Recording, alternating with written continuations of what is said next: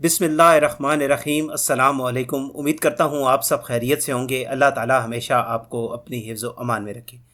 سامعین، بخاری اور مسلم شریف میں بنی اسرائیل کے ایک قاتل کا واقعہ نقل کیا گیا ہے۔ حضور اکرم صلی اللہ علیہ وآلہ وسلم نے اللہ کے ہاں توبہ کی قبولیت سے متعلق صحابہ کرام رضوان اللہ علیہم اجمعین کے سامنے بنی اسرائیل کے ایک قاتل کا نہایت خوبصورت اور ایمان افروز واقعہ بیان فرمایا کہ بنی اسرائیل میں ایک شخص چوری، ڈکیتی اور قتل میں بہت مشہور تھا اور نہایت معمولی بات پر کسی کو قتل کر دیتا تھا۔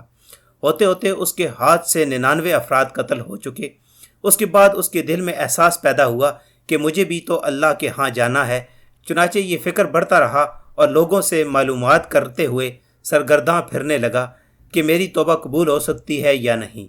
کسی عالم شخص سے ملاقات کی فکر ہوئی کہ معلوم کیا جائے کہ ایسے شخص کی توبہ قبول ہو سکتی ہے یا نہیں۔ لوگوں نے ایک عابد شخص کے پاس جانے کا مشورہ دیا۔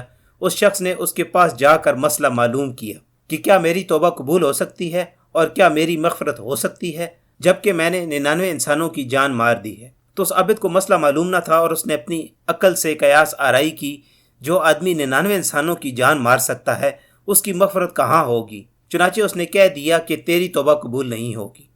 تو اس شخص نے غصہ اور جلال میں آ کر اس کو بھی قتل کر کے 100 پورے کر دیے کہ جب میری توبہ قبول نہیں ہو سکتی تو لاؤ تجھے بھی ختم کر کے 100 پورے کر دیتا ہوں۔ چنانچہ اس نے 100 پورے کر دیے، مگر اس کے دل میں تردد باقی رہا کہ میری مغفرت کی کوئی شکل ضرور ہوگی۔ اس لیے اس نے لوگوں سے پھر معلومات کا سلسلہ جاری کر دیا کہ روئے زمین میں سب سے بڑا عالم کون ہے، اس سے جا کر مسئلہ معلوم کروں گا، وہی صحیح مسئلہ بتا سکتا ہے۔ آخر لوگوں نے اس کو بتلایا کہ فلاں جگہ ایک عالم رہتا ہے، اس سے جا کر معلوم کرو۔ چنانچہ اس نے اس عالم صاحب کے پاس جا کر اپنی زندگی کی کارگزاری سنائی اور 100 آدمیوں کو کس طرح قتل کیا ہے سارا کارنامہ سنا کر معلوم کیا کہ اب بتلائیے کہ میری توبہ قبول ہو سکتی ہے یا نہیں۔ کیا اللہ کے ہاں مجھ جیسے گناہ گار کے لیے بھی مغفرت کا کوئی خانہ ہے؟ تو اس عالم صاحب کو چونکہ مسئلہ معلوم تھا تو اس نے بتلایا کہ تیرے گناہ معاف کرنے میں اللہ تعالیٰ کے ہاں کیا رکاوٹ ہے؟ اللہ کی رحمت کا سمندر تجھ جیسے گناہ گاروں کے گناہوں سے بہت بڑا اور بہت وسیع ہے۔ چنانچہ اس عالم صاحب نے مشورہ دیا کہ تم فلاں جگہ سفر کر کے جاؤ، وہاں کچھ اللہ کے بندے رہتے ہیں، ان کا مشغلہ صرف اللہ کی عبادت ہے، ان کے ساتھ مل کر اللہ کی عبادت کرو اور نادم ہو کر اپنے گناہوں کی معافی مانگو، انشاءاللہ تمہاری مغفرت ہو جائے گی۔ جب اس شخص نے آدھا سفر طے کر لیا تو ملک الموت آ گئے اور اس کی موت ہو گئی۔ اب اس کی روح لے جانے کا مسئلہ کھڑا ہو گیا۔ آسمانوں سے رحمت کے فرشتے بھی آئے اور عذاب کے فرشتے بھی۔ رحمت کے فرشتے کہنے لگے کہ اس کی روح لے جانے کا حق ہم کو ہے، اس لیے کہ یہ سچے دل سے تائب ہو کر عبادت کے لیے جا رہا ہے، اور عذاب کے فرشتے کہنے لگے کہ اس کی روح لے جانے کا حق ہم کو ہے، اس لیے کہ اس شخص نے کبھی کوئی نیکی کا کام نہیں کیا، پوری زندگی معصیت میں گنوا دی۔ اسی دوران آسمانوں سے ایک آدمی کی شکل میں ایک فرشتہ آیا۔ بعض روایت سے معلوم ہوتا ہے یہ آنے والا فرشتہ حضرت جبرائیل علیہ السلام تھے۔ چنانچہ اس فرشتے نے تشریف لا کر ان دونوں طرح کے فرشتوں کے درمیان یہ فیصلہ کیا کہ دونوں طرف کی مسافت ناپ کر کے دیکھ لو کہ جہاں سے آ رہا ہے وہاں کی مسافت قریب ہے یا جہاں جا رہا ہے وہاں کی مسافت قریب ہے، لہٰذا جہاں کی مسافت قریب ہو اس شخص کو وہاں والوں میں شمار کر دیا جائے۔ چنانچہ دونوں طرف کی زمین ناپ کر دیکھی گئی تو جہاں جا رہا تھا وہاں کی مسافت جہاں سے آ رہا تھا اس کے مقابلے میں صرف 1 بالشت قریب ہے۔ چنانچہ فیصلہ ہوا کہ مقام مسیحت سے مقام عبادت صرف 1 بالشت قریب ہے، اس لیے رحمت کے فرشتوں کو اس کی روح لے جانے کا حق ہوگا۔